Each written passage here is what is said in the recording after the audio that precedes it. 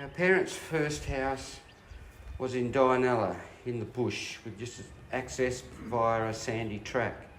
Dad built it in the 1950s. Fibro it was. It was small, only 2 bedrooms, a lounge, and a very small dining room/kitchen area. We had a small island bench just outside the kitchen. I remember sitting there on most winter days, listening to the footy coming through the old valve radio. I loved it.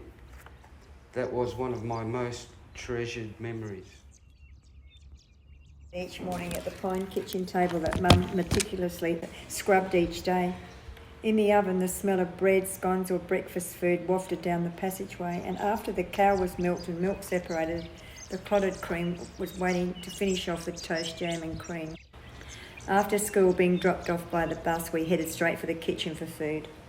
Mum had a board with my spelling words written that I needed to practice. It was a slate. It wasn't a board, it was a little slate up on the wall. I loved school and writing at that age. I still love writing. That's where I got to. My probably first and also best memories of the kitchen would be with Mum and Dad on a Sunday. This would be the day all the nice smells came out and the roast was definitely on its way.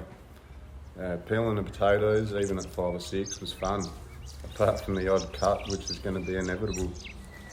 I buggered the spelling up on that one too. That was hard to spell.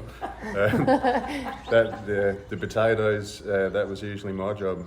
Watching Dad was great, and I still remember to this day how everything went together. Doing the dishes is a big thing also, as I'm very tidy.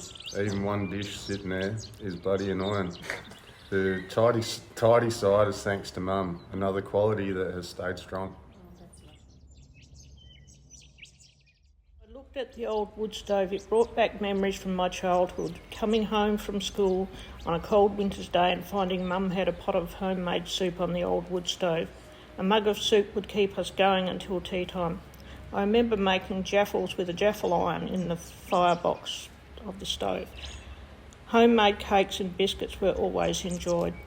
Gran used to make homemade bread using potato yeast. She made the best sponge cakes and scones served with jam she had preserved on the old wood stove and served with cream from the cows she milked each day. She also made her own butter from the cream she separated from the milk. The kitchen. Ma's kitchen in Northam.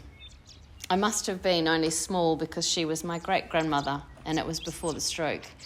It's possible Pa was still alive. The overwhelming memory that comes to me is of her oats, porridge, the deep warmth and sweetness with salty butter edging in at the sides. The raw sugar, crystalline, dissolving slowly from tiny cubes, amber cubes, into liquid gold. The flavour is something I haven't been able to replicate. The rich, thick depth of the oaty warmth, perhaps infused by the old wood stove, perhaps soaked overnight. But it's the memory of comfort, security, warmth and happiness. Now, knowing what I know as a child to mother, then mother of children, I understand how this comfort magic infused into such a simple meal. The stories aligned in harmony for happiness and comfort as Mum was happy, we were happy.